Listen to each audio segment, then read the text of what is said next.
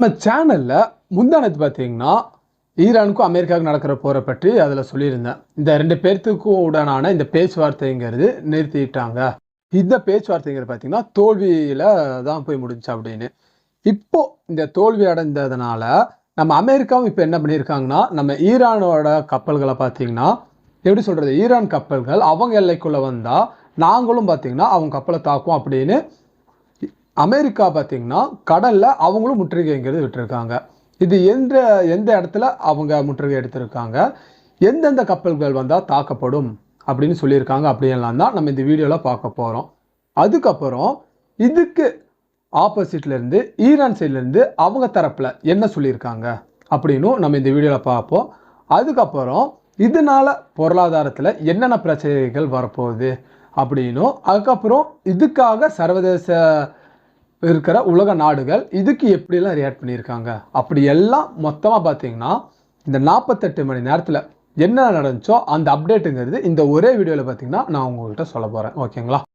சரி, வாங்க இப்போ டைம் வேஸ்ட் பண்ணாமல் நம்ம வீடியோக்குள்ளே போய் பார்க்கலாம். ஃபர்ஸ்ட்டாக பார்த்தீங்கன்னா அமெரிக்காவோட கடல் முற்றுகையும் அதுக்கப்புறம் அவங்களோட இந்த இராணுவ நடவடிக்கைகள் அவங்க என்னென்ன பண்ணியிருக்காங்க அப்படின்னு நம்ம ஃபர்ஸ்ட் பாயிண்ட்ல நம்ம இப்போ பார்த்துடலாம். ஃபர்ஸ்ட் பாயிண்ட்டுங்கிறது இப்போ கடல்ல முற்றுகையிட்டு இருக்காங்க அப்படின்னு சொல்லியிருந்தேன்ல, எந்த கடல்ல அவங்க முற்றுகையிட்டு இருக்காங்க அப்படின்னு பார்த்துடலாம்.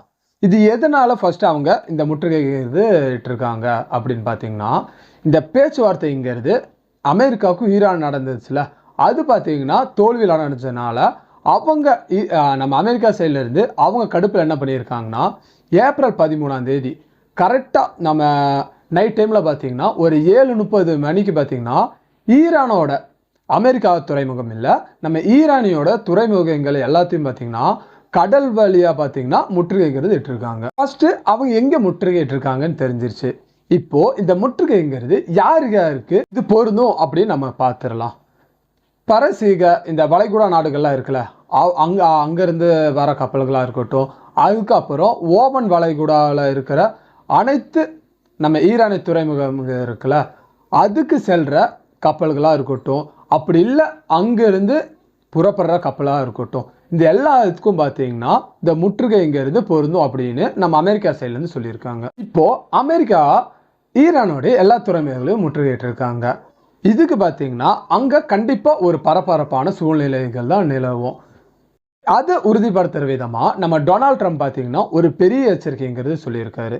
அவர் என்ன எச்சரிக்கை பண்ணியிருக்காருன்னா, நம்ம ஈரானோட இந்த போர் கப்பல்களாக இருக்கட்டும், இல்லை இந்த வேகமாக தாக்கக்கூடிய கப்பல்களாக இருக்கட்டும், இது எல்லாம் நாங்கள் எங்கே முற்றுகையிட்டு இருக்கோமோ அதுக்கு பக்கத்தில் வந்துச்சுன்னா உடனடியாக பார்த்தீங்கன்னா அந்த கப்பல்கள்லாம் அழிக்கப்படும் அப்படின்னு பார்த்தீங்கன்னா ஒரு கடுமையான ஒரு எச்சரிக்கைங்கிறது கொடுத்துருக்காரு. அது மட்டும் இல்லாமல் இந்த அமெரிக்கா கடற்படை இருக்காங்களா, அவங்கள்ட்ட இருந்தும் இந்த ஈரானிய கப்பல்கள் பார்த்தீங்கன்னா விலகியே இருக்க வேண்டும் அப்படின்னும் அவர் பார்த்தீங்கன்னா ஒரு உத்தரவுங்கிறதும் போட்டிருக்காரு. இப்போ சம்மந்தமே இல்லாமல் அமெரிக்கா இந்த மாதிரி ஈரானோட துறைமுகங்களை முற்றுகையிடுறாங்க.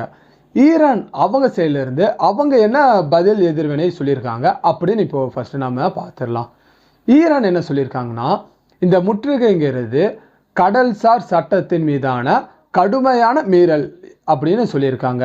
அது மட்டும் இல்லாமல் இது பார்த்தீங்கன்னா ஒரு கொள்ளை முயற்சியும் அப்படின்னு பார்த்தீங்கன்னா ஒரு கடுமையான சொற்களை கொண்டு பார்த்தீங்கன்னா அமெரிக்காவை தாக்கியிருக்காங்க. அது மட்டும் இல்லாமல் இந்த ஈரானிய துறைமுகங்களுக்கு எல்லாத்துக்கும் அச்சுறுத்தல் ஏற்படுற மாதிரி இருந்துச்சுன்னா இந்த பாரசீகத்தில் இருக்கிற இந்த வளைகுடா நாடுகள் இருக்குல்ல, அங்கே இருக்கிற அங்கே இருக்கிற எல்லா துறைமுகங்களும் பாதுகாப்பாகவே இருக்காது அப்படின்னு பார்த்தீங்கன்னா ஒரு எச்சரிக்கைங்கிறது கொடுத்துருக்காங்க. இப்போ உங்களுக்கு புரிஞ்சிருக்கும்னு நினைக்கிறேன் எங்கே அவங்க முகாமிட்டு இருக்காங்க, அதுக்கப்புறம் எந்தெந்த கப்பல்கள் வரக்கூடாது அப்படின்னு சொல்லியிருக்காங்க அப்படின்னு.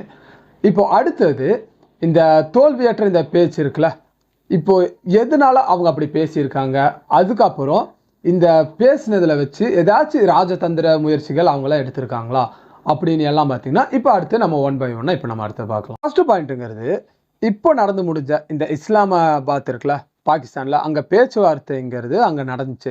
இது எப்போ நடந்துச்சுன்னா ஏப்ரல் 11, 12 இந்த தேதியில் பார்த்தீங்கன்னா பாகிஸ்தானில் இந்த இஸ்லாமாபாத் என்ற இடத்துல நடந்துச்சு.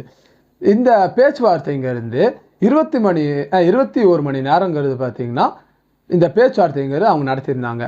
ஆனால் அவங்க என்னதான் இந்த பேச்சுவார்த்தைகள் நடந்திருந்தாலும் இதுல பாத்தீங்கன்னா எந்த ஒரு ஒப்பந்தமும் இல்லாம தான் இந்த பேச்சுவார்த்தைங்கிறது முடிஞ்சிச்சு. இதுல முக்கியமான காரணம்ங்கிறது பாத்தீங்கன்னா இதுதான் அப்படின்னு ஈரான் சைடுன்னு சொல்லியிருக்காங்க. அது என்னன்னா, ஈரான்ல இருக்கிற இந்த அணு ஆயுத திட்டங்களை பாத்தீங்கன்னா நிறுத்தணும் அப்படின்னு நம்ம அமெரிக்கா சைட்லேருந்து அவங்க வேண்டுகோள்னு சொல்லி வச்சிருந்தாங்களே, இதுதான் பார்த்தீங்கன்னா இந்த பேச்சுவார்த்தையை முறியடிக்கிறதுக்கான முக்கியமான ஒரு காரணமாக அமைஞ்சிச்சு எங்களுக்கு அப்படின்னு பார்த்தீங்கன்னா ஈரான் சைட்லன்னு சொல்லியிருக்காங்க. எல்லாம் நினச்சிருக்கிறது என்னதான், இந்த பேச்சுவார்த்தைங்கிறது இதோட முடிச்சிருவாங்க, இதுக்கு மேலே அவங்க பேச்சுவார்த்தைங்கிறது நடத்த மாட்டாங்க அப்படின்னு தான் நம்ம எல்லாம் நினச்சிட்டு இருக்கோம். ஆனால் இப்போ இந்த பார்த்தீங்கன்னா இப்போ புதுசாக பேச்சுவார்த்தைங்கிறது நடத்திருக்கு இந்த ரெண்டு நாட்டுகளுக்கும் இடையே.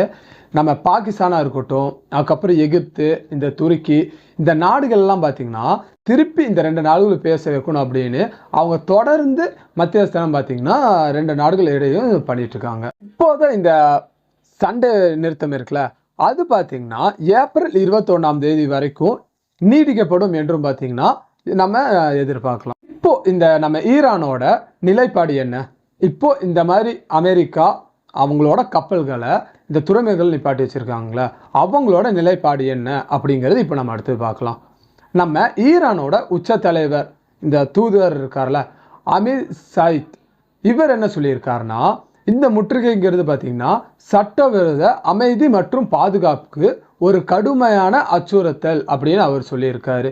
அது மட்டும் இல்லாமல் நம்ம ஐநாவுக்கும் பார்த்தீங்கன்னா ஒரு கடிதம் அப்படின்னு பார்த்தீங்கன்னா அவர் எழுதி விட்டுருக்காரு. இப்போ அது மட்டும் இல்லாமல் இப்போ ஈரானில் இருக்கிற இந்த IRGC அவங்களும் பார்த்தீங்கன்னா என்ன சொல்லியிருக்காங்கன்னா, இந்த போர் தொடர்ந்தால் புதிய இந்த இராணுவ திறன்களை பார்த்தீங்கன்னா நாங்கள் பயன்படுத்துவோம் அப்படின்னு பார்த்தீங்கன்னா ஒரு எச்சரிக்கைங்கிறத நம்ம அமெரிக்காவை பார்த்து கொடுத்துருக்காங்க. இப்போ இந்த ரெண்டு நாடுகளுக்கும் இப்படி ஒரு பெரிய பிரச்சனைகள் போயிட்டு இருக்கு. ஆனால் இவங்க நம்ம சர்வதேச இப்போ நாடுகள்லாம் இருக்காங்களே, அவங்களோட எதிர்வினை என்ன, அவங்க என்னென்ன ரியாக்ட் பண்ணியிருக்காங்க அப்படின்னு நம்ம இப்போ ஒன் பை ஒன்னா இப்போ அடுத்தது நம்ம பார்க்கலாம். ஃபர்ஸ்டா பார்த்தீங்கன்னா நம்ம ஐநா சபையோட இந்த கடல்சார் நிறுவனம் இருக்குல்ல, அவங்க ஒரு அறிக்கைங்கிறது வெளியிட்டிருக்காங்க. அதில் அவங்க என்ன சொல்லியிருக்காங்கன்னா, எந்த ஒரு நாடும் இந்த ஹர்முஸ் நீலர் இருக்குல்ல, இந்த போக்குவரத்தை நிறுத்தறதுக்கான எந்த ஒரு சட்டமும் உரிமையா இல்லை அப்படின்னு நம்ம IMOவோட செயலாளர் நாயகம் பார்த்தீங்கன்னா இந்த மாதிரி ஒரு விஷயத்த அவர் சொல்லியிருக்காரு. அதுக்கப்புறம் சீனாவை பார்த்தீங்கன்னா ஒரு அறிக்கைங்கிறது வெளியிட்டிருக்காங்க. அதில் அவங்க என்ன சொல்லியிருக்காருன்னா, நம்ம சீனாவோட வெளியுறவுத்துறை அமைச்சர் இருக்காங்களே வாங்கி, அவர் என்ன சொல்லியிருக்காருன்னா, இந்த மத்திய கிழக்கு இந்த போர் நடக்குதுல்ல, இது பார்த்தீங்கன்னா மீண்டும் வெடிக்காமல் இருக்கிறதுக்கான முயற்சிகளை பார்த்தீங்கன்னா எடுக்க வேணும் அப்படின்னு பார்த்தீங்கன்னா அவர் பார்த்தீங்கன்னா வேண்டுகோளுங்கிறது விட்டுருக்காரு. அதுக்கப்புறம் இந்த ஆசியாவில் இருக்கிற சின்ன சின்ன அமைப்புகள்லாம் இருக்காங்களே, அவங்களும் அவங்களோட ஒரு கோரிக்கைங்கிறது வச்சுருக்காங்க. அதில் அவங்க என்ன சொல்லியிருக்காங்கன்னா, இந்த ஹர்முஸ் கால்வாயில் இந்த பாதுகாப்பான போக்குவரத்தை பார்த்தீங்கன்னா மீண்டும் ஏற்படுத்த வேண்டும் அப்படின்னு அவங்க சைட்லேருந்து அவங்க கோரிக்கைங்கிறது வச்சுருக்காங்க. சரி, இப்போ இந்த கடல்சார் வழியால் இப்போ இவ்வளோ பிரச்சனைகள் போயிட்டுருக்கு. இப்போ இதனால பொருளாதாரத்தில் என்ன ஒரு பாதிப்புங்கிறது வரும் அப்படின்னு உங்கள் எல்லாத்துக்கும் ஒரு டவுட்டுங்கிறது இருக்கும். இப்போ அடுத்தது பார்த்தீங்கன்னா இந்த பொருளாதாரத்தால் இப்போ என்னென்ன பிரச்சனைகள் வரப்போகுது அப்படின்னு இப்போ ஒன் பை ஒன்னா இப்போ அடுத்து நம்ம பார்க்கலாம். ஃபர்ஸ்டாகவே பார்த்தீங்கன்னா இதில் பாதிக்கப்படுறங்கிறது நம்ம எரிபொருள். இதுதான் எரிபொருள், இந்த கச்சா எண்ணெய், இந்த இதுதான். இந்த மோதலை காரணம் காட்டி எரிபொருளோட விலைங்கிறது பார்த்தீங்கன்னா கடுமையாக இப்போ உயர்ந்திருக்கு. உங்களுக்கு இப்போ எக்ஸாம்பிளுக்கு நான் ஒன்று சொல்லணும்னா, இப்போ இந்த ஜெர்மனி இருக்குல்ல, அந்த நாட்டில் தனது இப்போ அங்கே இருக்கிற மக்கள்லாம் இருக்காங்களே, அவங்களுக்கு இப்போ இந்த பெட்ரோல் விலை உயர்ந்துட்டு இருக்கிறதுனால அவங்க என்ன பண்ணியிருக்காங்கன்னா, அங்கே இப்போ பெட்ரோல் மீதான அந்த வரியை இருக்குதுல்ல, அந்த வரியை பார்த்தீங்கன்னா இந்த பெட்ரோலாக இருக்கட்டும் இல்லை டீசலாக இருக்கட்டும் அதன் மீது இருக்கிற வரியை பார்த்தீங்கன்னா இப்போ அவங்க தற்காலிகமாக பார்த்தீங்கன்னா அவங்க குறைச்சிருக்காங்க. எதனாலனா இந்த பெட்ரோல் விலைங்கிறது அவ்வளோ ஏறிட்டு இருக்கு. நம்ம இந்தியாவில் தான் பார்த்தீங்கன்னா பெட்ரோல் விலைங்கிறது மாற்றம் இல்லாமல் கொஞ்சம் அப்படியே இருக்கு. ஆனால் மற்ற நாடுகளில் பார்த்தீங்கன்னா வேற மாதிரி ஒரு எஃபெக்ட்ங்கிறது காமிச்சிட்டு இருக்கு. அடுத்தது இந்த எண்ணெய் வர்த்தகம், அதை பற்றி நம்ம பார்க்கலாம். இந்த எண்ணெய் வர்த்தகம் எப்படி நடக்குது, எந்த வழியாக நிறைய கப்பல்களாக போயிட்டு வருது அப்படின்னு இப்போ ஒன் பை ஒன்னா பார்க்கலாம். மேக்சிமம் இந்த உலகத்திலே பார்த்தீங்கன்னா மொத்தம் இந்த எண்ணெய் வர்த்தகம்ங்கிறது இந்த 1/5 இந்த நம்ம ஹர்முஸ் கால்வாய் இருக்குல்ல, அதன் வழியாக தான் பார்த்தீங்கன்னா இப்போதைக்கு நடந்துட்டு இருக்கு. இப்போ அதனால இப்போ என்ன ஒரு பெரிய பாதிப்புன்னு ஆயிடுச்சுன்னா, இப்போ இந்த எண்ணெய் டேங்கர்களாக இருக்குல்ல, இந்த கப்பல்கள் இதெல்லாம் இப்போ இந்த மாதிரி ஒரு பிரச்சனை இங்கே போயிட்டு இருக்கு இந்த ஹர்முஸ் கால்வாயில் அப்படின்னு. இப்போ இன்னும் கொஞ்சம் கப்பல்கள் இந்த வழித்தடத்தை பார்த்தீங்கன்னா இப்போதைக்கு தவிர்த்து வந்துட்டு இருக்காங்க. இதெல்லாம் தான் பார்த்தீங்கன்னா இந்த 2 நாளில் இந்த ஈரானுக்கும் அமெரிக்காவுக்கும் என்னென்ன நடந்துச்சு அப்படிங்கிறத உங்களுக்கு புரிகிற மாதிரி நான் பாயிண்ட்டாக உங்களுக்கு பிரித்து சொல்லியிருப்பேன்னு நினைக்கிறேன். அடுத்தது இப்போ இந்த 2 நாட்டுகளுக்கு போர் போயிட்டுருக்குல்ல, இதோட என்னோட தனிப்பட்ட கருத்து என்ன அப்படின்னு பார்த்தீங்கன்னா நான் இப்போ உங்கள் கூட ஷேர் பண்ணுறேன். ஃபஸ்ட்டாக இந்த 2 நாடுகளுக்கும் என்ன தான் இந்த போர் நிறுத்தங்கிறது இப்போ நீடிச்சிருந்தாலும் இவங்க பேச்சுவார்த்தைங்கிறது இப்போ தோல்வியில் அடைஞ்சிருச்சுல.